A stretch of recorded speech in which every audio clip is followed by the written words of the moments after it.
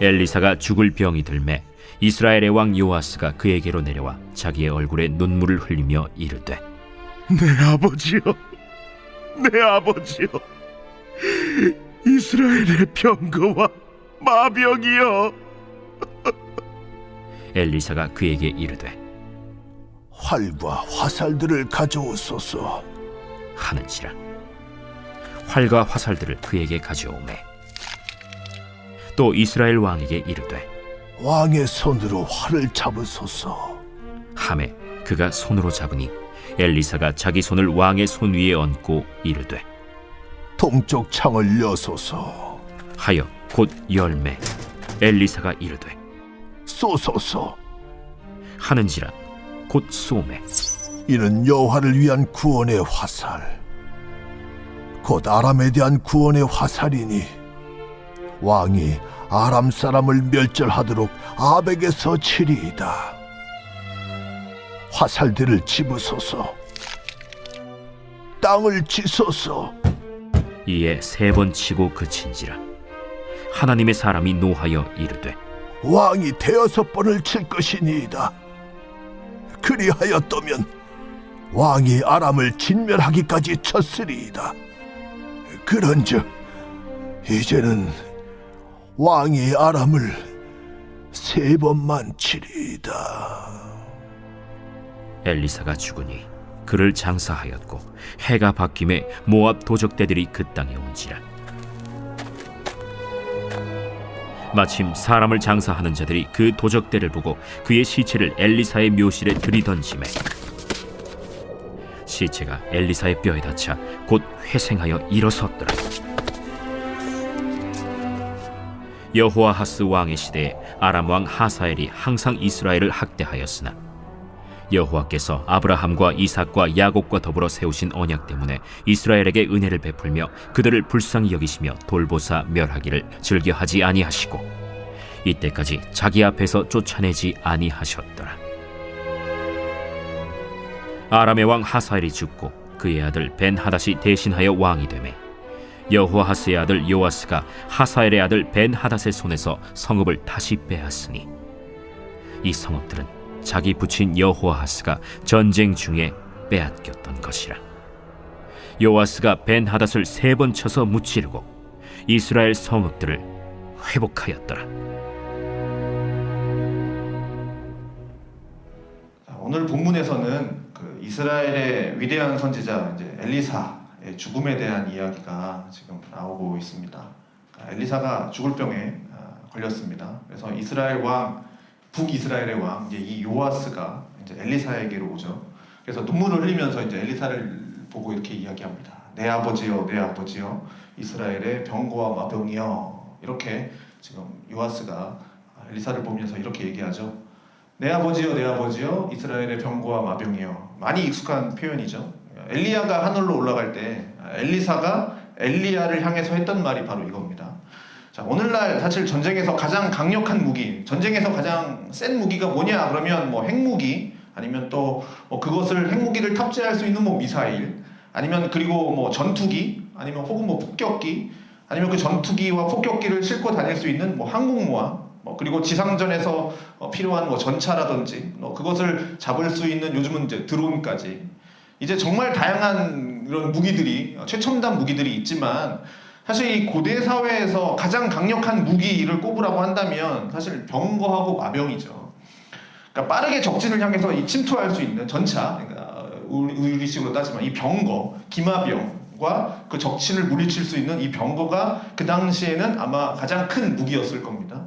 그래서 한 나라의 군사력이 어느 정도 되냐라고 하는 것을 말하기 위해서 지금 뭐 우리 시대로 따지면 뭐 항공모함이 몇 대냐, 뭐 핵무기가 있느냐, 뭐 그런 것을 말한다고 한다면 고대 사회에서는 병거가 몇 대냐, 마병이 몇 명이나 있느냐, 기마병이 몇 명이나 있느냐, 뭐 말이 몇 마리 있냐, 뭐 이런 것들이 아주 중요한 지표였다라고 할 수 있습니다. 바로 엘리야를 향해서, 그리고 지금 이 요아스가 엘리사를 향해서 이스라엘의 병거와 마병이여 라고 그렇게 말을 하고 있다는 거죠. 자, 생각해보면 이 엘리야나 엘리사, 이 사람들이 언제 뭐 이스라엘을 위해서 뭐 전쟁에 나간 적이 있습니까? 그냥 실제로 뭐 마병 역할을 하고 병거 역할을 한 적이 없습니다. 그들이 뭐 전쟁에 뭐 참여했기 때문에 뭐 이스라엘의 병거와 마병이요 뭐 그렇게 부른 것이 아닙니다. 바로 뭡니까? 이들의 기도 때문이었습니다. 엘리야 또는 엘리사의 그 기도가 이스라엘의 실제 그 수만 명의 마병들보다 훨씬 더 이스라엘을 지키는 그런 그 일들을 했기 때문에 지금 이들이 이스라엘의 병거 또 마병으로 불리게 된 거고 바로 이 엘리야와 엘리사에게 임한 그 하나님의 말씀 때문이었다라는 사실이죠. 자, 엘리사도 한번 보면 생각해 보죠. 아람 왕의 침투 경로를 이렇게 알고 다 있었잖아요. 기도함으로 아람이 어디서 침투할 건지 그래서 하나님이 그것을 말씀해 주셨고 그래서 그것들을 대비하게 했죠. 대비하게 한 것도 이스라엘을 지키는 하나의 일이었고 또 도단을 포위했던 그 아람의 군대에 그 눈을 멀게 해서 이 사마리아 성으로 끌고 가서 했던 것 바로 이 이스라엘의 이 병거와 마병의 역할을 하는 그 하나님의 말씀을 통해서 했던 것을 우리가 보게 됩니다. 그래서 이 기도와 또 말씀을 통해서 이스라엘을 지켜주시는 그 병거와 마병의 역할이 바로 이 엘리사였던 거죠. 자, 이 여로보암의 길을 따랐던 북이스라엘, 이 여로보암의 길을 따랐던 요아스 이 왕조차도 지금 하나님의 말씀을 선포하고 하나님께 기도하는 이 사람이었던 이 하나님의 사람 엘리야를 향해서 내 아버지여 이스라엘의 병거와 마병이여 이렇게 말하면서 그 마음속에 엘리사를 향한 존경이 있었다라는 겁니다. 이 여로보암의 길을 따랐던 이 요아스 왕조차도 이게 엘리사가 이제 죽을 때가 되었으니 이 요아스에게 이제 어떻게 합니까? 엘리사가 활과 화살을 이제 가지고 오라고 명을 합니다. 이제 죽을 때가 되니까 왕이 이제 활을 갖고 옵니다. 이 요아스 왕이 그리고 그 활을 이제 잡게 하고 그다음에 엘리사가 자기 손을 이제 왕 손이 얹은 다음에 동쪽 문에 이제 창을 엽니다. 그래서 이제 활을 잡아서 이제 쏘게 합니다. 그래서 왕이 이제 그걸 쏩니다. 그래서 그러자 엘리사가 이렇게 얘기합니다. 자, 이는 여호와를 위한 구원의 화살이다. 곧 아람에 대한 구원의 화살이다. 그러니까 왕이 아람 사람을 멸하도록 내가 아벡에서 치리이다. 아벡에서 이제 이 아람을 무찌르겠다라는 얘기죠. 이어서 이제 엘리사가 뭐라고 얘기하냐면 이제 쐈잖아요. 그다음 그 화살들을 짚고 땅을 치라고 얘기합니다. 화살들을 짚고. 그래서 왕이 그 화살들을 들고 땅을 치는데 몇 번 치냐면 이제 3번 칩니다. 자, 그리고는 이제 멈춰버리는 거죠. 그때 이제 엘리사가 여기서 보면 이제 엘리사를 하나님의 사람이라고 표현하고 있죠. 하나님의 사람 엘리사가 그 왕의 모습을 보고 이제 노하합니다. 뭐라고 노하냐면 왕이 대여섯 번을 칠 것이니라. 그리하였다면 왕이 아람을 진멸하기까지 쳤으리이다. 그런즉 이제는 왕이 아람을 3번만 칠 거다. 아까 3번 땅을 쳤죠. 그렇게 이제 안타까움을 표현합니다. 이제 그 내용이 있고 그리고 이제 20절, 21절에 이제 엘리사가 이제 죽습니다. 그리고 이제 장사합니다. 그리고 이제 해가 지났습니다. 근데 이제 놀라운 일이 있죠. 뭐냐면 모압이라는 나라에 이제 도적대들이 나타난 겁니다. 그래서 그 땅에 이제 도적이 들어왔는데 마침 이 장례를 치르고 있는 사람들이 이제 모압 도적대들을 본 거예요. 그래서 도망가려고 이 장례를 치다 말고 이제 시체를 이제 그 엘리사의 묘실에 이게 우선 던져놓고 도망간 겁니다. 도망을 가는데 그 시체가 엘리사의 이 몸에 뼈에 닿자마자 다시 그 시체가 회생하는 일이 벌어집니다.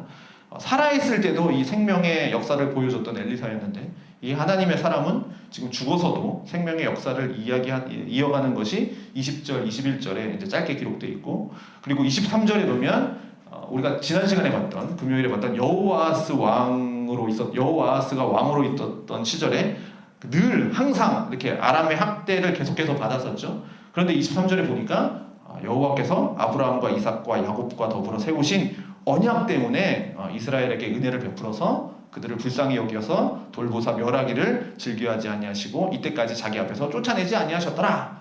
자, 이 여호아스 시절에 아람에 의해서 계속적인 학대를 받았지만 하나님은 그들을 지금 불쌍히 여기셨고 그들을 돌보시고 그들을 멸하기를 즐겨하지 않으셔서 그들을 아직 쫓아내지 아니하였다라는 말씀이 이렇게 이제 나옵니다. 그 다음에 이제 아람의 왕 하사엘이 죽고 그 다음에 그 아들 베나닷이 왕이 되었고요.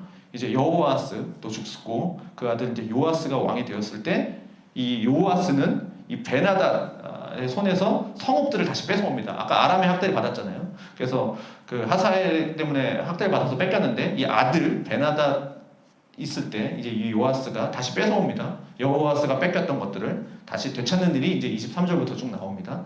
여호와스 시절 그 아람의 학대 때문에 뭐 마병 50, 뭐 병거 10대, 보병 10,000명 남았었는데 그런데 아주 열악한 군사력을 가지고 있었던 이 이스라엘이 이제 이 요아스 시절에 다시 되찾는 겁니다.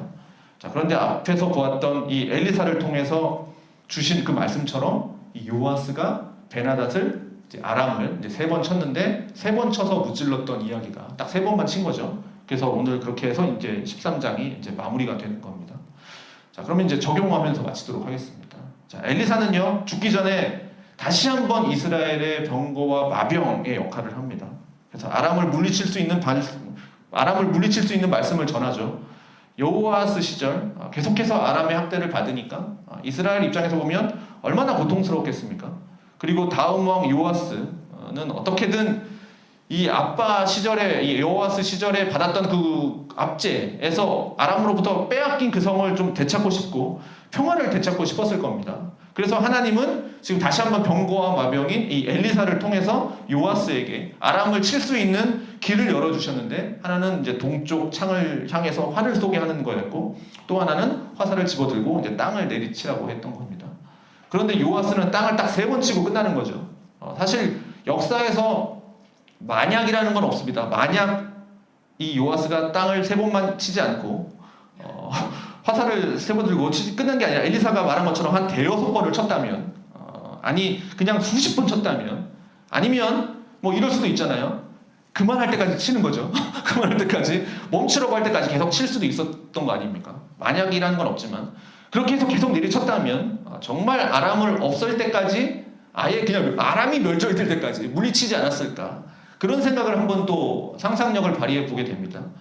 엘리사가 왕은 화살을 들고 땅을 치셔서 이렇게 그 치는 숫자만큼 만약에 엘리사가 치는 숫자만큼 아람을 이길 겁니다 라고 말해줬다면 아예 그냥 미리 얘기를 해줬다면 그러면 요아스가 3번 치고 끝나진 않았겠죠. 알려줬다면 미리 아마 그는 아람에 대한 증오를 갖고 있었고 아버지가 당한 걸 봤으니까 그 땅을 향해서 아주 힘있게 아주 수십 번을 내려쳤을 겁니다. 그런데 엘리사가 얘기해주지 않았습니다. 그냥 땅을 치소서 이렇게만 얘기했어요. 언급이 전혀 없는 거죠. 그 땅을 치는 이유가 뭔지 왜 쳐야 되는지 뭐 왜 땅을 치라고 하는 건지 얘기조차 없었어요. 그냥 3번 치세요 라고만 얘기한 겁니다.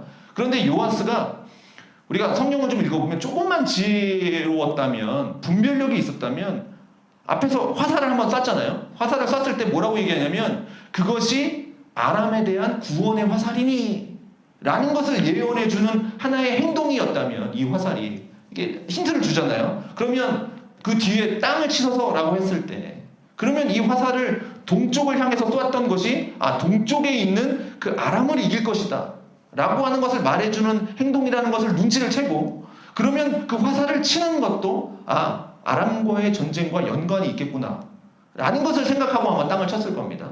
그런 좀 분별력, 지혜가 있었다면 이렇게 3번 치고 끝나진 않았겠죠. 이것이 하나님이 우리에게 행하시는 일입니다.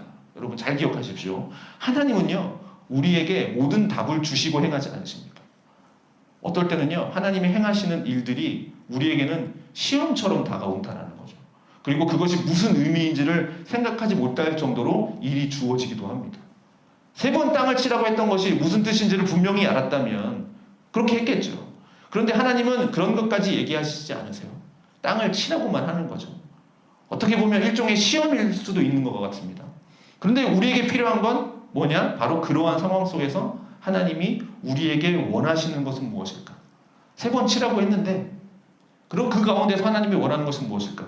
하나님이 요구하시는 것은 무엇일까? 하나님이 정말 우리에게 말씀하고자 하시는 것이 무엇일까? 하는 것을 아는 분별력이 필요한 거고요. 또 그 분별력과 함께 필요한 것이 바로 뭐냐면 힘을 다해서 순종하는 겁니다.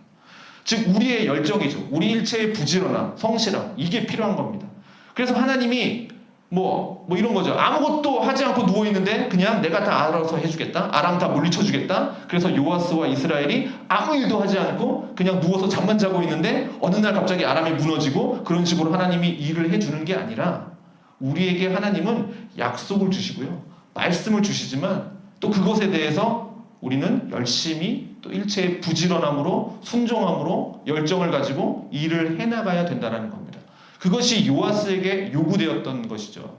그래서 하나님의 뜻을 이루고자 하는 열심이 있고 또 아람을 치고자 하는 열정이 있었다면 그냥 그렇게 3번만 치고 끝낼 게 아니라 아마 계속해서 땅을 내려쳤을 겁니다. 그 열정으로. 그런데 그러지 못한 거죠. 자, 우리도 마찬가지입니다. 하나님께서 우리에게 주신 약속들이 있죠. 말씀이 있죠. 우리는 그것을 믿고 있습니다. 그리고 그 말씀을 믿고 있다면 우리는 이 땅에서 힘을 다해서 순종하고 또 일체의 부지런함으로 또 성실함으로 순종하며 갈 때 위대한 역사가 이루어진다는 겁니다. 자, 지금 우리에게 주어진 시험은 무엇입니까? 땅을 치소서라고 하는 것과 같은 시험이 우리에게는 어떤 일로 다가오고 있나요? 그리고 하나님이 우리에게 무엇을 명하고 계십니까? 그렇다면 그냥 한 번 해보고 그냥 2번 해보고 그것으로 끝내는 것이 아니라 내가 이렇게 한두 번 하면 뭐 하나님이 알아서 해주시겠지 그런 정도의 마음이 아니라 이렇게 계속해서 열정을 다해서 열정을 가지고 그냥 3번 치고 끝낼 일이 아니라 5-6번 치셨으면 좋을 뻔합니다. 아니 숫자를 세지 않고 정말 하나님이 명하신 일이 있다면 때로 우리가 거기에서 실수하고 넘어지고 실패한다 할지라도 다시 한번 일어서고 또 하고 끊임없이 하나님이 명하신 그 일들을 해나갈 수 있는 그런 열정, 그런 순종이 그게 필요한 것이죠. 자, 또 마지막 하나는요. 우리가 금요일에도 보았듯이 이스라엘은 여로보암의 길을 계속해서 따르고 있죠. 그런데 오늘 말씀을 보면 하나님의 마음이 무엇인가 또 담겨 있거든요. 바로 이스라엘 멸하기를 즐겨하시지 않았다는 겁니다. 그게 하나님이 이스라엘을 향해서 가지고 있었던 마음입니다. 그 이유가 무엇이냐면 왜 하나님은 이스라엘 멸하시기를 즐겨하지 않으셨냐.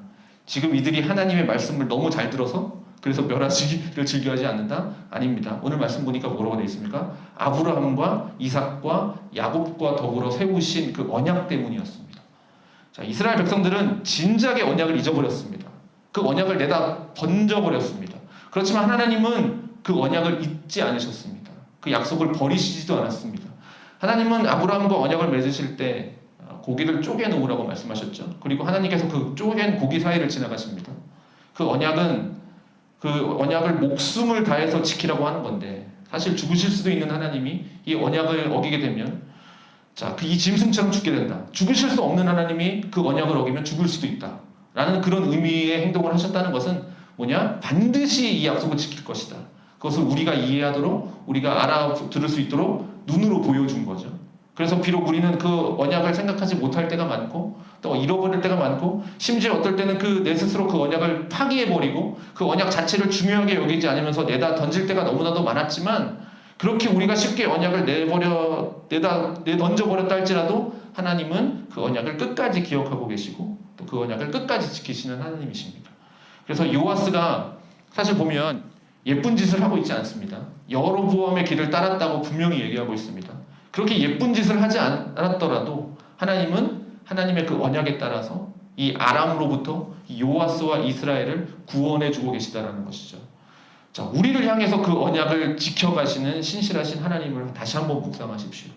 우리가 늘 하나님께 정말 예쁜 짓만 하면서 사는 것은 아니지만 하나님은 우리에게 주신 그 언약을 지키시고자 지금도 우리에게 그 말씀을 이루어가고 계시고 정말 여러 번 쳐서 그 땅을 회복할 수 있는 사람이었다면 참 좋았겠지만 달랑 3번 쳐놓고 또 만족해하고 있는 이런 사람에게도 그래도 그 3번을 또 이기게 하셔서 또 잃어버렸던 땅을 다시 되찾게 하시는 그러한 은혜도 지금 베푸시는 분이 바로 하나님이십니다.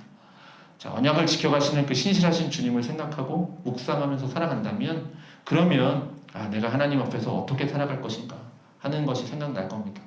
내가 어떻게 사는 것이 하나님이 기뻐하시는 것인가 하는 것을 다시 한번 떠올리게 될 거예요. 그리고 그렇게 살아갈 수 있는 은혜가 필요하니 또 우리는 하나님의 은혜를 구하면서 앞에서 말씀드린 그 순종, 그 부지런함, 그 성실함, 그 열정을 가지고 또 하나님 앞에 살아가게 될 것입니다. 자, 그러니 우리를 향해서 그 언약을 지키시는 신실하신 하나님을 묵상하고 또 그 하나님 안에서 또 우리 또한 신실한 주님의 종이 되어서 살아가는 우리가 되어지기를 주님의 이름으로 축원드립니다.